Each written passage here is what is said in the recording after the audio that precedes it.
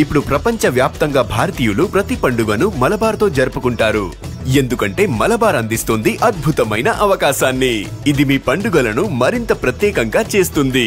కాబట్టి ఇప్పుడు ఎక్కువ సేవింగ్, ఎక్కువ సంతోషాలు, ఎక్కువ సంబరాలు. ప్రతి పండుగకు Malabar Gold and Diamonds. Mahalakshmi Devi ఇక్కడ ఇంత 300 మంది ఉన్నారు. తల్లిదండ్రులు ఎంత అదృష్టవంతులు అంటే కొడుకు కావాలని కాదు. నేను కూడా అనుకున్నా మన్మడు పుట్టారేమో, కానీ మన్మదాలు పుట్టేసరికి నాకు ఇంకా సంతోషపడుతుంది. మహిళలు ఒక కమిట్మెంట్, ఒక సాక్రిఫైస్, ఒక త్యాగానికి మారిపోయారంటే ఒక మహిళ. అందుకని అంటే ఎప్పుడు ప్రతి మీటింగ్లో చెప్తా, ఈ ప్రపంచంలో తల్లి ప్రేమని మించింది లేదు. తల్లి ప్రేమ ఎంత దూరం అంటే తన ప్రాణత్యాగమయం చేస్తుంది పిల్లల కోసం. భర్తతో కాదు, ప్రపంచంతో పోరాటం చేస్తుంది పిల్లల కోసం, ఆ పిల్లల చదువు కోసం, పిల్లల భవిష్యత్తు కోసం, పిల్లల ప్రాణాలు కాపాడుకుంటూ. పిల్లలకి ఏమైనా అయితే తల్లడిని పోయి తల్లి మొట్టమొదట, తర్వాత తండ్రి కావచ్చు. అందుకనే మాతృదేవోభవ, పితృదేవోభవ, ఆచార్య దేవోభవ అన్నారు. ప్రత్యేకంగా దైవాన్ని పూజించాల్సిన అవసరం లేదు.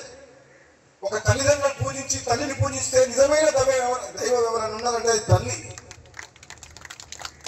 అందుకనే మనం ఈ నియోజకవర్గంలో ఏ పని చేసినా నేను ఎందుకు చేస్తున్నాను, మా అమ్మ పేరు మీద చేస్తున్నా, కోమటిరెడ్డి సుశీలమ్మ.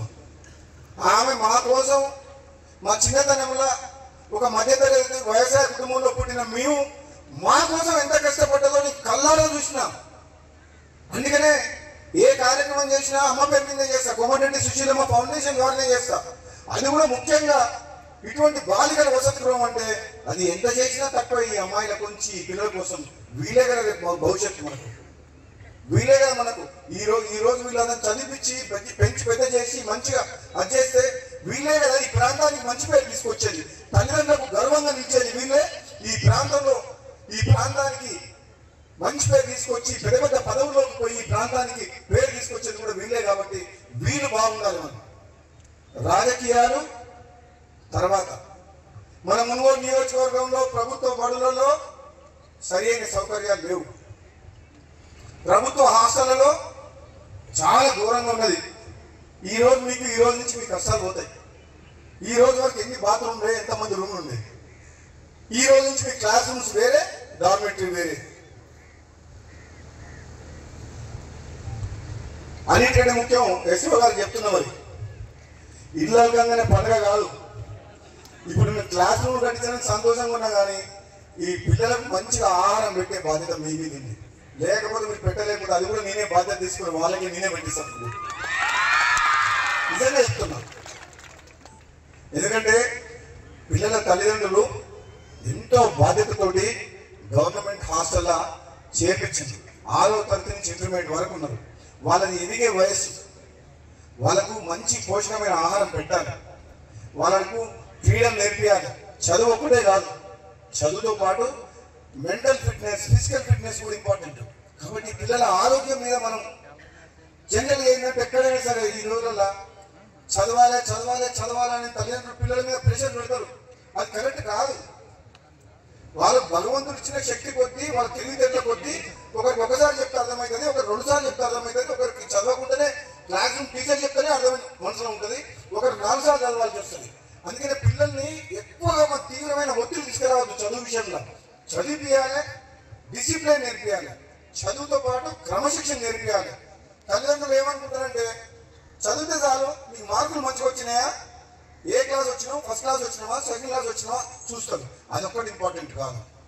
చదువుతో పాటు క్రమశిక్షణ, సమాజం పట్ల ఒక బాధ్యతగా ఎట్లా ప్రవర్తించాలి, తల్లిదండ్రులతోటి కానీ, స్కూళ్ళ టీచర్లతో కానీ, బంధువులతో కానీ, స్నేహితులతో కానీ సమాజం పట్ల మనం ఉండాలనేది కూడా పిల్లలకు నేర్పించాల్సిన బాధ్యత టీచర్లతో పాటు తల్లిదండ్రులకు కూడా ఉంటుంది. అందుకని తల్లిదండ్రులు ఎప్పుడు కూడా పిల్లల విషయంలో మేము హాస్టల్లో జాయిన్ చేపిస్తే మా పని అయిపోయింది, స్కూల్ వేస్తే మా పని అయిపోయింది అని అనుకోవద్దు. ఈ మధ్యన ఏంటంటే సోషల్ మీడియా, సెల్ ఫోన్లు చేయబట్టి పొద్దున్న లేస్తే తల్లిదండ్రులు ఫోన్ పట్టుకొని కూర్చుంటారు, చిన్నగా వాళ్ళని చూసి పిల్లలు కూడా ఫోన్లు పట్టుకొని కూర్చుంటారు. మొత్తం చెడిపోతున్నారు. మొత్తం ఎట్లా ఇంతకుముందు మాదవ్యాలు, డ్రగ్స్, అది ఇది మొత్తం యూత్ అంతా ఖరాబ్ అయిపోతుంది. నాకైతే ఒకసారి చాలా టెన్షన్ అవుతుంది. మన పిల్లల్ని మనము వాళ్ళు ఎవరితో తిరుగుతున్నారు, వాళ్ళ స్నేహితులు ఎటువంటి వాళ్ళు, వాళ్ళ నడవడిక వాళ్ళ ప్రవర్తనలో ఏమన్నా మార్పు వచ్చిందా, వాళ్ళు కరెక్ట్గా ఉన్నారా లేదా అనేది ఎప్పటికప్పుడు పిల్లల్ని కనిపెట్టుకున్నాం. ఉన్నప్పుడే వాళ్ళ పిల్లలు జాగ్రత్తగా ఉంటారు. ఎందుకంటే వాళ్ళకి తెలియని వయసు. ఈ సెల్ ఫోన్లు వీటి ప్రభావం, స్నేహితుల ప్రభావం, సొసైటీ యొక్క ప్రెషర్ తోటి, పియర్ ప్రెషర్ తోటి పాడైపోయే అవకాశం ఉంటున్నారు. తెలియక తప్పులు చేస్తారు. అందుకనే పిల్లల విషయంలో తల్లిదండ్రులు చాలా జాగ్రత్తగా ఉండాలి. ఫస్ట్ వాళ్ళు తల్లిదండ్రులు తక్కువ చేయాలి ఫోను. ఈ మధ్యన ఎవరు చూసినా కానీ మోటార్ సైకిల్ మీద కూడా పోకుండా సెల్ ఫోన్ మాట్లాడుతున్నారు. ఫోను ఫోను ఫోను, ప్రపంచమే ఫోన్ అంటే చేస్తారు అందరూ. మనకున్న తక్కువ సమయంలో తల్లిదండ్రులు వ్యవసాయమా, ఉద్యోగమా, వ్యాపారమా ఏదైనా చేయండి, మనకు సమయం దొరికితే పిల్లలు ఎక్కడున్నారు, ఏం చేస్తుండ్రు, ఎవరితో తిరుగుతుండ్రు, చదువుతో పాటు మన అలవాట్లు ఏమైనా మారిపోతున్నాయా, మనం నడవడిక మారిందా అని చూడాలి. అది ఇంపార్టెంట్. తప్పు వల్ల, నిర్లక్ష్యం వల్ల 5 రోజులు జ్వరం వచ్చింది చెప్పుకోలేదు, ఇంటికి పంపించిండ్రు. ఇంటికి పోయిన తర్వాత కూడా మీరు ఇంటికి పంపిస్తే మీ బాధ్యత అయిపోయిందని మీరు అనుకుంటుండ్రు. ఇంటికి వచ్చిన తర్వాత జ్వరం వచ్చిందని చెప్పి వాళ్ళు కూలి పనుకో, వ్యవసాయం పనుకో వాళ్ళు పట్టించుకోలేదు. ఇంత లోపల డెంగ్యూ ఫీవర్ దాన్ని డయాగ్నోస్ చేయలేదు, బ్లడ్ టెస్ట్ చేయలేదు. అది బ్లడ్ కౌంట్ పడిపోయింది, ప్లేటెడ్ కౌంట్ పడిపోయింది, చనిపోయింది. 8th క్లాస్ అమ్మాయి చనిపోయిందంటే ఎంత బాధాకరం, ఎంత బాధాకరం. మనం ఇంతమంది ఉండి, మీరు స్కూల్లో ఇంత 20 మంది ఉన్నారు, ప్రతి స్టూడెంట్ని మీరు అబ్జర్వ్ చేయాలి కదా.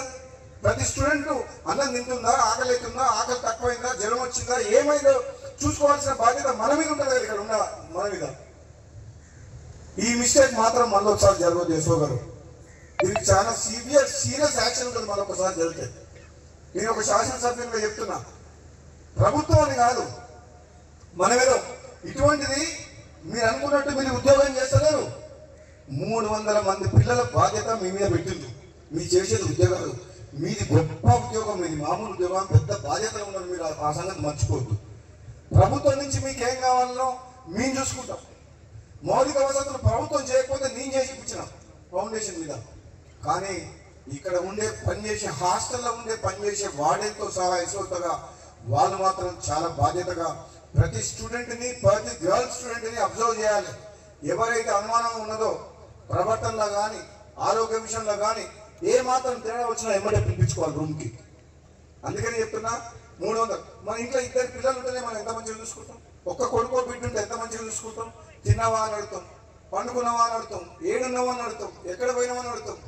ఆకలి ఒక్క కూర తినకపోతే ఆకలి అయితే లేదా అని చెప్పి ఇట్లా జ్వరం వస్తే చేయి పట్టుకొని చూస్తాం, నొసలు పట్టుకొని చూస్తాం. మరి 300 మందిని చూడాలంటే మీకు ఎంత ఓపిక ఉండాలి, ఎంత కష్టమైన పని, మామూలు పని అది. మీరు ఒకసారి ఆలోచన చేయాలి. ఇంతమంది తల్లిదండ్రులు వచ్చారు కదా, వీళ్ళ మీద ఇంతమంది బాధ్యత ఉంది. 300 మంది స్టూడెంట్స్, గర్ల్స్ స్టూడెంట్స్, అందులో బాలులు అంటే నేను ఇంత మాట్లాడకపోయేటోంది. బాలుల గురించి అయితే నేను ఇమీడియట్గా ఇన్ని రూమ్లు కట్టి ఇంత పైసలు ఖర్చు పెట్టకపోయింది. బాలికలు అంటే ఎంత సున్నితంగా ఉంటారు వాళ్ళు, వాళ్ళ ఆరోగ్య సమస్యలు కానీ ఎంత మనము సీరియస్గా ఆలోచన చేస్తే. నేను కూడా చెప్తాను, ఈరోజు మన రామ్దాస్ శ్రీనివాస్ మండల కాంగ్రెస్ ప్రెసిడెంట్, మా మండల కాంగ్రెస్ నాయకులు ఇక్కడ ఉన్న మన మండలంలో ఏ మండలంలో ఉన్న నాయకులు ఆ మండలంలో ఉన్న హాస్టల్స్లో మనం రెగ్యులర్గా విజిట్ చేసి మీరు కూడా కొంచెం బాధ్యత తీసుకోవాలి. ఏ మండలం ఉన్నా ఇక్కడ చాలా మండలం నాయకులు సస్యశామనం చేసుకున్నందుకు ఈ డిండి లిఫ్ట్ ఇరిగేషన్ ప్రాజెక్ట్ కూడా కంప్లీట్ చేసుకొని సాగునీరు తీసుకొచ్చి మనందరం ఒకటే దాటి మీద ఉండి మునుగోడు నియోజకవర్గంలో విద్య వైద్యంతో పాటు ఈ నియోజకవర్గాన్ని ఆదర్శ నియోజకవర్గాన్ని చూసుకొని మన నియోజకవర్గం చూసి తెలంగాణ అందరూ అనుకోవాలి. మునుగోడులో హాస్టల్స్ ఇట్లున్నాయి, మునుగోడులో స్కూల్స్ ఇట్లున్నాయి, మునుగోడులో రోడ్లు ఇట్లున్నాయి, మునుగోడులో సాగునీరు తాగునీరు ఇట్లుంది. ఆ విధంగా మనం ఆదర్శవంతంగా మనం మునుగోడు నియోజకవర్గాన్ని తీర్చిదిద్దుకోవాలి. మనం అందరం కలిసికట్టుగా మునుగోడు రూపురేఖలు మార్చుకోవాలని చెప్పి ఈ సందర్భంగా తెలియజేస్తూ ఈ కార్యక్రమంలో పాల్గొన్న ప్రతి ఒక్కరికి నేను పేరు పేరున ధన్యవాదాలు చెప్తున్నా. అదేవిధంగా మీ అందరూ కూడా దీపావళి శుభాకాంక్షలు అడ్వాన్స్. ముఖ్యంగా మా మహాలక్ష్ములందరికీ, మా మహాలక్ష్మి అంటే ఎవరంటే కస్తూరిబా స్కూల్లో ఉన్న 300 మంది మా మహాలక్ష్మి దేవులు. మోడల్ స్కూల్లో ఉన్న 100 మంది అమ్మాయిలు కూడా మహాలక్ష్మి. నేను ఈరోజు నేను చెప్తున్నా మరి మీ అందరు కూడా, మీరు అడిగినా నేను చేసిందా లేదా? చేసిందా? మరి మీరు కూడా మేము చెప్పినట్టు క్రమశిక్షణతో చదువుకొని మంచి పేరు తల్లిదండ్రులకు మా అందరికి మంచి పేరు తీసుకొస్తారా? మీ ఆరోగ్యాన్ని మీరు జాగ్రత్తగా చూసుకుంటారా? చదువుతో పాటు ఆట పాటల్లో యాక్టివ్గా ఉంటారా? మీరు డిసిప్లిన్ సంస్కారంతో కూడా ఉండి మీ తల్లిదండ్రులని అందరినీ మంచిగా చూసుకోవాలని చెప్పి మీ అందరికి చెప్తున్నాం. మరి ఓకేనా? Okay, thank you everybody. Thank you sir, thank you. ఒక్క నిమిషం సార్.